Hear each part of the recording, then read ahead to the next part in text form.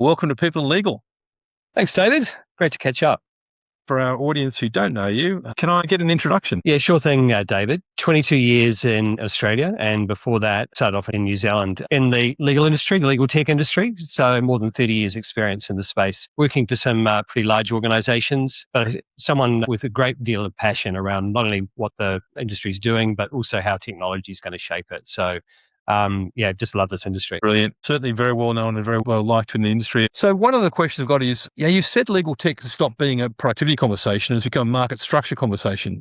Just walk us through that sort of shift. What changes when you view AI adoption through the economics of and workforce rather than efficiency? Well, look, David, productivity and efficiency are still key ingredients, but I think the real questions that we're trying to deal with today in relation to AI is how it's reshaping client expectations. I think that's actually number one. The economics of legal service delivery, which are rapidly changing, and also what it means for the product law firms are selling. And I don't hesitate to use the word product. We're all selling something. Law firms are selling a different product now, and they'll sell a different product in the future. It's also a big question from the point of view of the makeup and future of the legal workforce. Just before I sort of touch on those, I want to talk about the other underlying issue that we often talk about, and that's the wider question of access to justice.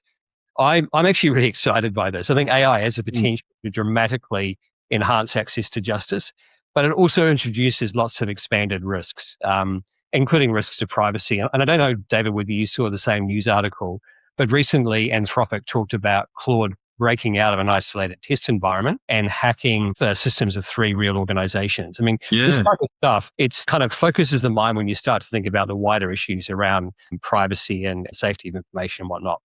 AI doesn't necessarily guarantee a recalibration of that kind of power imbalance that I think really still is impacting access to justice, but I'm pretty hopeful.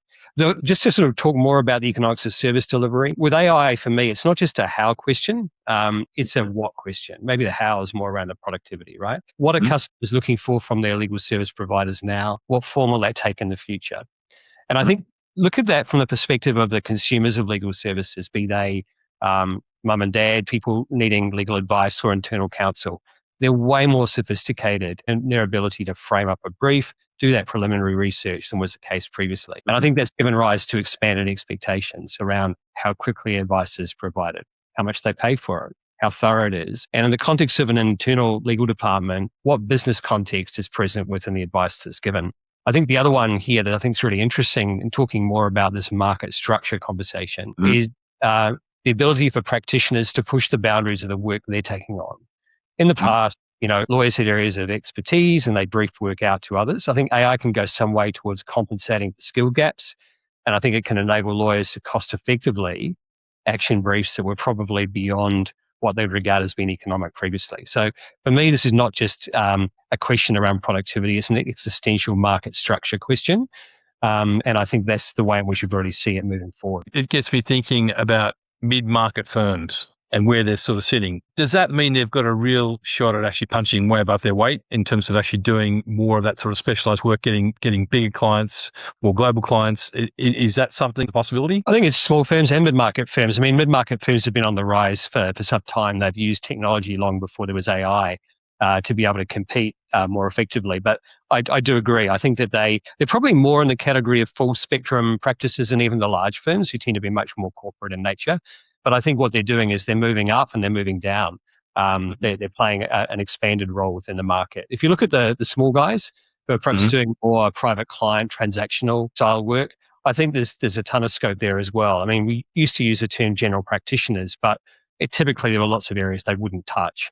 They'd push it on to someone else. And I think some of those areas are starting to come much more into their orbit, and they're able to deal with those as additional revenue drivers, but also from the point of view of a client, perhaps giving them a more complete service than was the case previously. So I think we're going to see some really interesting stuff as AI improves that capability more broadly. And you mentioned access to justice. What sort of changes from point of view of like what alternative structures or alternative mechanisms can be in place to actually give increased access to justice? Well, I won't spell out the details, but there's an organization at the moment that's built a capability for the underrepresented members of society to know better who to approach. for advocacy and in order to be able to challenge the police, challenge the government when they're in difficult circumstances. And they're equipped much better to do that. And they'll still work with the likes of legal aid organizations and whatnot, but just improving that kind of capability. So I think we can expect this to be segmented in the same way the legal industry would be. There are those who will be able to access justice in a self-help capacity because they've got the technology, they've got access to the internet, they've got the capability to use the tool. There are others who are forgotten members of society at the moment. And I think this will also supplement what they're able to do through current channels. So it is really very exciting, I think, around opening up access more broadly.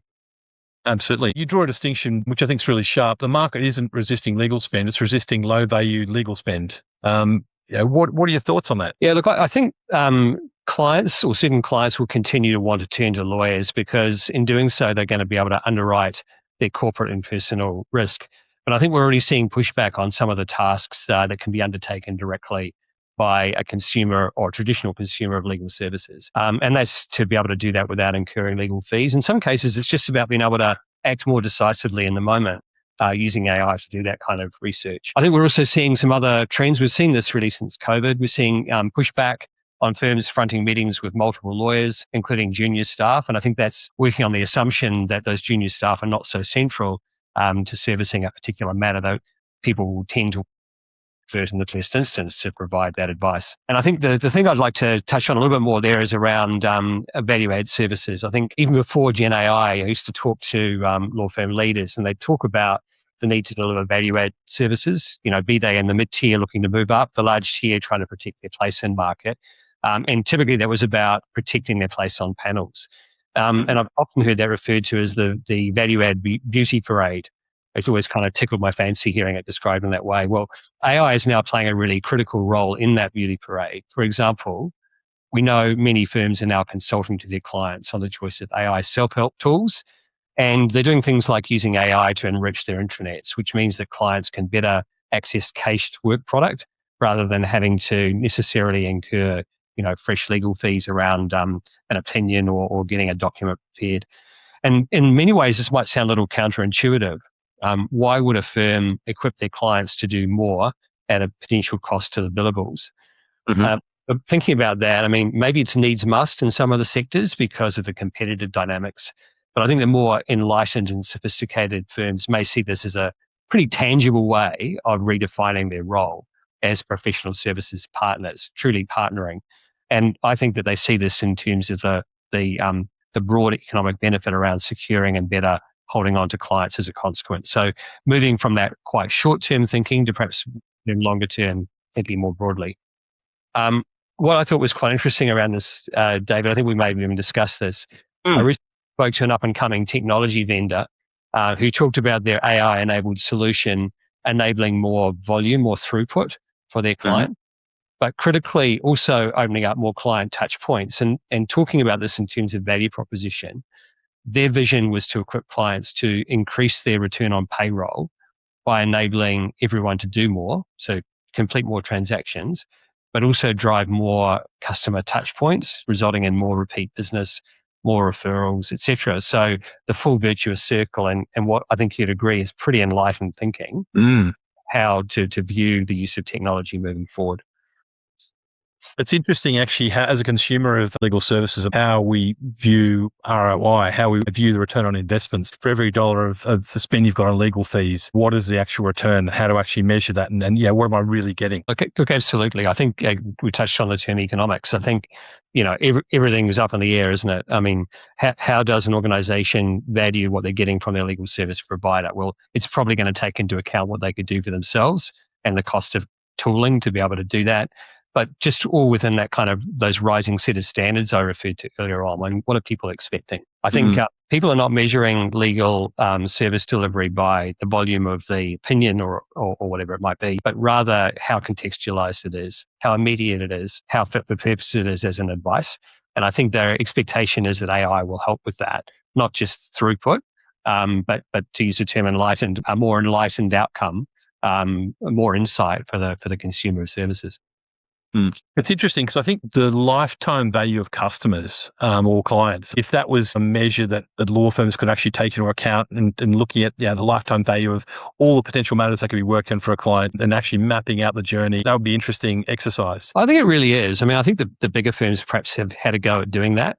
And they know, I mean, they know once they get onto a panel and if they deliver good service that the chances are they're going to continue to benefit from having established that relationship. I think at the other end of the market, it's perhaps a little bit different. If you think about someone in the conveyancing space, they may only get to do that work periodically for a client, but put it in the context of the referrals that they're going to get from satisfied clients, from someone who's been spoken to multiple times through a transaction and really feels like their requirements were met and passing it on to their neighbors and friends.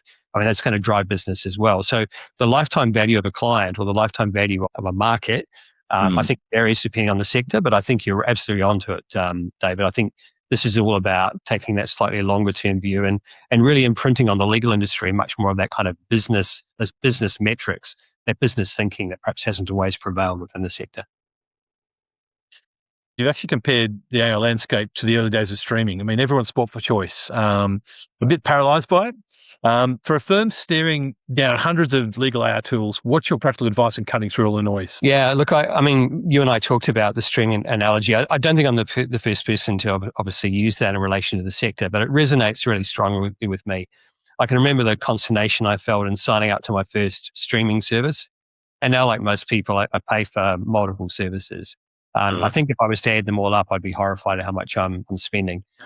If I think about the services I've got, I could characterize the defining features and benefits at some kind of level, but I'm not sure that I necessarily have got a particularly clear understanding around which ones I'm prepared to get rid of and which ones to keep. I think there's a clear parallel with Gen AI. I'm sure we can all remember the debate that preceded our first use of Gen AI services, and having worked closely with firms through that period, I know it was a big deal. There were not only security concerns, there were cost concerns, but that first purchasing step was typically a pretty big one. Now the sheer volume of AI service available is completely mind-blowing. No other way of putting it. There are literally hundreds of dedicated legal AI solutions in such a short period of time. There's amazing embedded AI features in lots of different traditional legal solutions, be that research tools, document management tools, and the like, plus a growing number of general purpose or foundational models, which seem to become, more and more capable with each passing week. And the proliferation is exciting, but it's also very confusing. I think some firms are just taking it as it comes, but I think, many are trying to work out how this plays out. What tools should they use? What criteria should they apply? Should they be standardizing on tool selection?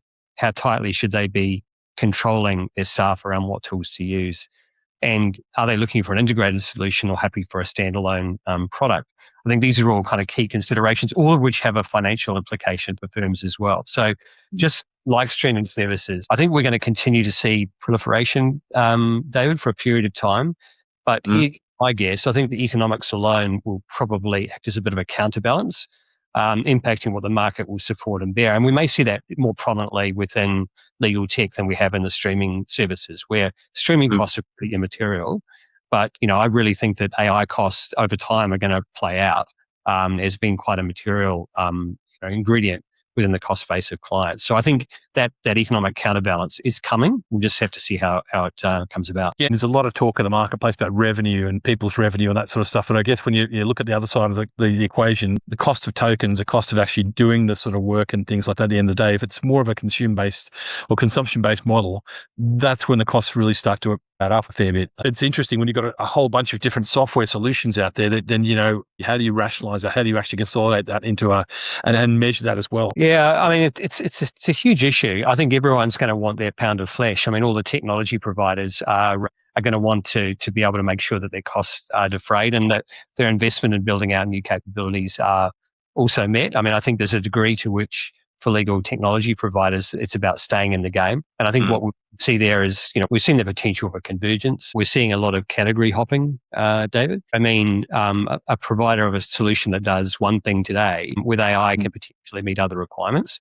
And I think that as those abilities are offered into the market, I think we're going to see customers having to make choices, not only about what technology they buy, but where a need is met in more than one place, where they go to primarily meet that need. And that's why I was sort of saying before, I think you can see where the firms are much more prescriptive. But well, look, all of these things are going to cost something at the end of the day. Yep. And look, just to talk a little bit more about this sort of notion of the categories that we're talking about here. I think vendors are setting their sights on AI to solve customer problems that were formerly within the capabilities of one particular solution. And I think what we've seen now is rather than a product category, this is evolving into much more of a capability category. And that means endless permutations and combinations around what customers are offered. And I don't think that all solutions are equal, but I think what's happening here is what within some sectors, what is deemed to be good enough. And this depends on the lawyer, depends probably on the firm, the legal department. Now, as someone who's worked on the supply side for legal tech vendors, I think it's creating a lot of anxiety for legal tech vendors. Is this race to do more or to meet primary needs better, but ultimately to do more within the solutioning. It's also opening up and is really a boon for new market entrants as well. And on the issue of convergence, in my view, there's an ongoing role for best practice solutions, and particularly where they're able to be embedded within the ecosystem that the firm chooses to create around their needs. I think there's also probably a case for best of breed standalone solutions for a period of time, but I think we'll see that list reduce in size pretty rapidly due to category disruption. And just on the cost front, David, this is something I know that you and I have talked about quite a lot. And if you don't mind, I'd like to just talk about what I'm seeing shaping the. Please, Yeah. So this was kind of fascinating. I've done a little bit of research, and hopefully the information I share is accurate here. But research suggests there's about 160 operational data centers in Australia, and many of them offer hyperscale capabilities. The number of large-scale AI facilities is much smaller, but the ramp-up is really, it's eye-watering. A leading bank produced a report recently and said that they were speculating there was 125 billion or 5.6% of Australia's GDP earmarked to build out new facilities in the years ahead. And as of today, there's 100 centres in pipeline. And to throw another number at this, the ABS said in May that in the first 3 months of 2026, $8.7 billion was spent on data centres, which is 17% of all private investment in Australia. I mean, those are just staggering numbers. Yeah. The thing about this, David, and again, we've talked about this, is all of this infrastructure, it needs to be paid for. And, whereas you could say in, traditional thinking, supply and demand means more capability means reduced costs. And maybe we will see token costs reduce. But I also suspect we'll see some of these models change over time as well to more commodity-based charging models. I think what will be interesting really is how will suppliers pass on AI costs to the sector? Yeah. And therefore, if you're a consumer of these services, what impact will that have on the composition of your expenses? So, someone who's a business leader, thinking about the composition of firm and corporate expenses more broadly. And now, I think this has an impact on everyone within the broader sector. If you're a legal tech provider, how can you try and minimize those costs? What can you negotiate? Where can you use AI rather than using other methods to be able to give rise to an outcome?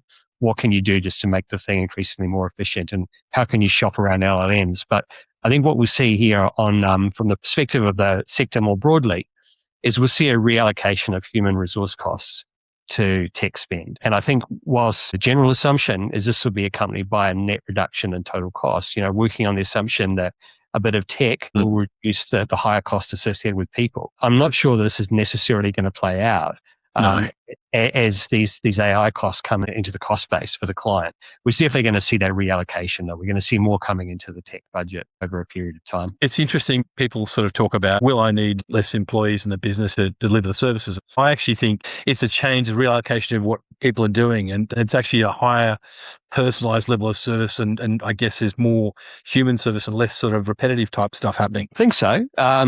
If I go to a lawyer, I want to talk to a lawyer. I want to talk to someone who evidences an understanding of the subject matter, takes a bit of interest in my requirements. It may have been somewhat invisible to me how they've been servicing the work under the covers. That's always assuming they didn't come with a whole bunch of other people to that meeting that were going to be charged to my account. But I think moving forward, I still think there's a strong human dimension in all this. It's been widely debated and discussed. I think the makeup of the industry is going to change. The number of headcount servicing $1 million of law firm revenue is going to change. The skills required are going to change. But I'm confident that human dimension will remain all important. But we're definitely going to see the industry completely reshape itself. No question. From a person point of view, what sort of new roles do you think are going to actually evolve in law firms? Will it be roles that are called the same? Will it be new roles? What do you see from a point of view of the roles in law firms? How will it affect that?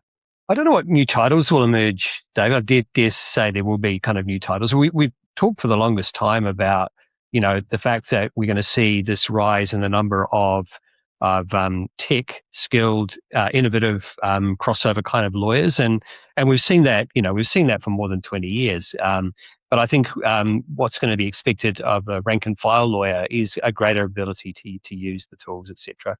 One thing I think is kind of interesting is, and this is a bit of back to the future in a way, is to see which firms are looking to develop their own internal capabilities again. There was that big play where niche and some of the larger firms created huge tech divisions to innovate. In some cases, they sold those on to tech companies. In some cases, it was just thrown to create internal capability.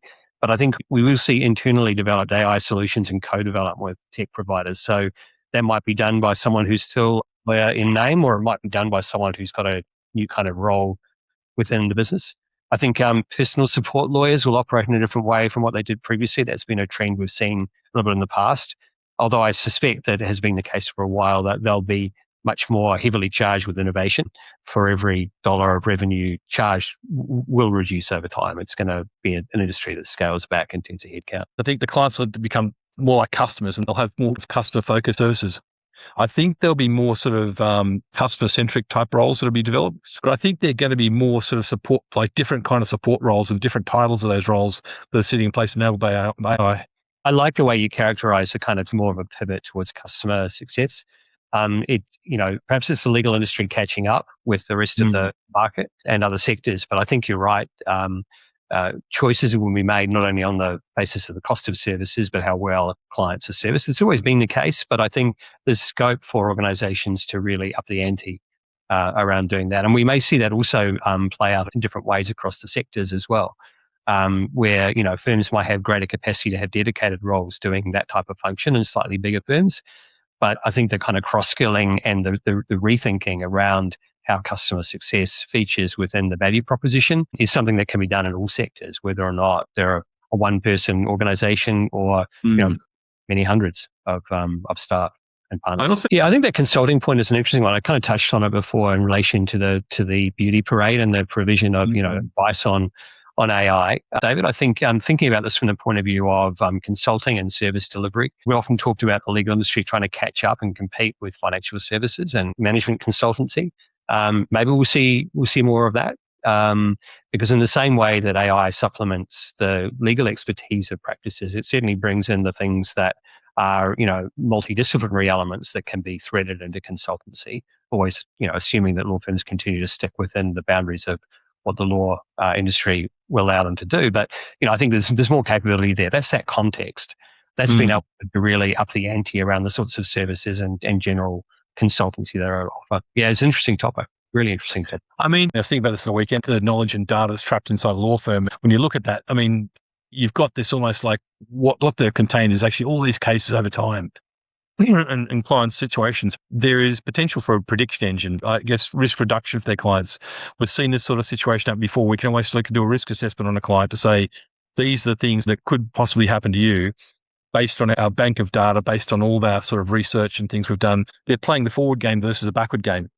And look, the way I think about that, David, it's latent insight about the client. I'm not a religious guy, but certain people feel comfortable sharing information with a priest. So the next in that category is often the lawyer. The person who's got that access to incredible information about the individual, about the firm that they're servicing, and that is latent. It often sits there within the systems that they manage, and it's not being used to to generate either income or service delivery to clients in the way that it probably can be moving forward. So, I think that's similar kind of thinking to what you just shared a moment ago. You made the case that the eventual winners won't be the flashiest models, but whoever creates the least friction for lawyers.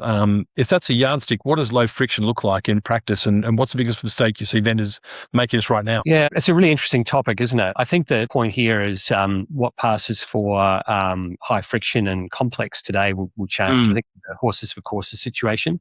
I think the lens to look at this through is the potential for disruption and the underlying technology sophistication in each of the segments. So if I think about a highly commoditized area of practice, and this is a gross generalization, David, flashy solutions may be a turn-off due to the resources available to manage the journey. So that person who's operating in their own capacity or has a very small team, their ability to look up from what they're doing in a highly commoditized area, introduce change may be limited. I know that there are exceptions to that. There's some really innovative people who are solving for themselves and potentially creating businesses around solving for the sector. I think in the short term, that sector will most likely respond positively to more of the foundational tooling, the ability to pick up the sort of tools, and also using built-in AI capabilities within the solutions they're already using. I think that's what we'll probably expect to see there. And to that end, they may not be flashy, but they probably have the potential to be quite impactful within that sector. I think tech-curious and capable firms, let's choose to segment on that basis. They might be more receptive to more sophisticated solutions. And I think we've touched on it before. I think they might have an appetite to internally develop solutions. There's quite a few people I've run into who are lawyers by day and tech developers by night. And I think it raises a whole bunch of decisions for tech vendors, actually, including how deeply they're prepared to lay bare their APIs and the data that they hold. And I suspect we'll see a trend towards tech companies co-developing some of these product extensions with their customers moving forward. But at the moment, even though many organizations talk about an API first strategy, there is an ongoing level of nervousness about what this means in terms of rendering their current offerings redundant or even exposing their business to additional security risks as well. And I think if we just cast our mind back, it seems unbelievable that ChatGPT launched in November 2022. It's incredible. Recent. We've seen a massive ramp up in solution capabilities and sophistication. But also the thing we've got to acknowledge is the phenomenal user adoption that has taken place in that period and what the growing levels of comfort in people's ability to prompt and to adopt an AI mindset, frankly. This to sort of reference that, recently I had to perform a task in the past that would have been a task involving a lot of grunt. Threw it into an AI tool, the thing's done in about 30 seconds and unbelievable what that's generated. But the confidence to know that a tool could be used rather than going about it a more traditional way. All of which is to say that what was deemed to be flashy and high friction in the past or today, these things will be embraced by the mainstream and be seen as having low friction as that confidence grows more broadly within the industry. That's about all of us being increasingly comfortable. But let's be honest, David, there are people younger than us within the industry, and they're gonna enter into the industry with an inherent mindset that says, "Bring it on! I'll work my way through this." And so, whether flashy is the word, sophisticated is the word, I don't know. But back to that, what passes as complex today will be seen as simple in the future. So I think we're going to see, tremendous change there. Going to change topics for a minute. If I was a vendor over, I guess the international vendor coming to the Australian marketplace, what advice would you give me? I think having dealt extensively with clients and colleagues in other parts of the world, there's not always a particularly strong understanding of just how sophisticated the Australian market is. We all know the case studies of the amazing innovation that's happened here over the years in lots of different domains. But, Australian lawyers and the industry itself is actually quite sophisticated. I wish I could recall some of the stats, but adoption's has been quite high here relative to other parts of the world. In terms of advice to a provider coming into the market, I think it's about looking at the direct competition, but the crossover potential of other providers in market who will be looking to flesh out what they do and do that category hopping I mentioned earlier on, making sure they understand, what the barriers to entry actually are in terms of incumbent suppliers and how they can adapt what they do. But I think there's an appetite here on the part of the legal sector to use new technology, to try something, and not necessarily for it to, in all cases, be fully road tested, to give something a go, and to work with vendors as a proposition continues to be fleshed out. particularly where, you've got these multi-layers of different providers in market. So I think it is an attractive market, David. I think you've got a sophistication here, which is going to fuel things. And if the stats that I shared with you earlier on are to be believed, we're going to have so much AI processing power at the back end. There's nothing to hold the new entrants back. The amount that's actually happening in the legal technology market globally, it's incredible. I attended a conference, the Legal Tech Hub Horizons conference, actually 2 weeks ago. One statistic came out was there's 100 new startups every quarter in legal tech. And the funding that's going on as well. It's almost like every week there's a new announcement with someone who's funded with many $1 million worth of funding and valuations that are going through the roof. It's incredible. It feels like, US, UK, then Australia. I've got one of the approaches I've sort of seen happen before is they'll test the waters. They'll put maybe 1 or 2 people here, see how it sort of works, or get a partner here to work, see how it works in the region. But I think there's got to be some market analysis done. There's got to be a whole proper business plan that's put around that. I think it depends on what the organisation is trying to do, David, because of course what you said makes complete sense. There've got to be proper business cases. But if you think about the growth potential in America, it's always going to be huge. But the challenge of entering the US market has seen more than one established technology vendors fail over the years because, put simply, what prevails in New York may not work elsewhere. And the cost of getting from one state to the next state and navigating all of that is huge. So I think the traditional assumption that Australia is a good test market still very definitely holds true. We're a bit of a microcosm of what an organisation that's seeking to invest in growth might see in the UK, might see in the US, but the cost of entry is lower, which is not to say that it's a walk in the park, because as I said, there's lots of amazing technology providers here, but it need not carry the same cost as a market entry into, say, the US. And so it's a safer place to be, I would suggest. But yeah, I mean, I wish I'd attended that event, David. It sounds like there was a really good discussion had on these key topics. And again, perhaps just borrowing on some things we've said, I think if we think about the industry at the moment, there couldn't be a more exciting time to be in legal tech. Frankly, it's pretty scary if you're working for a technology vendor, because I think the industry will look very different in 5 years and probably be largely unrecognizable in 10 years. And I might be in due course laughed at for suggesting such a long time horizon on those things. I think, will legal consumers be the winner as a result of the relentless ongoing expansion in AI capability? I think AI has the potential to be both additive and substitutive. It's quite hard to use those, to say those words. Additive in the sense that it's providing capability for the legal consumer, or an output that probably wasn't available before. I talked before about context. Legal advice delivered with proper context so that it's immediately deployable.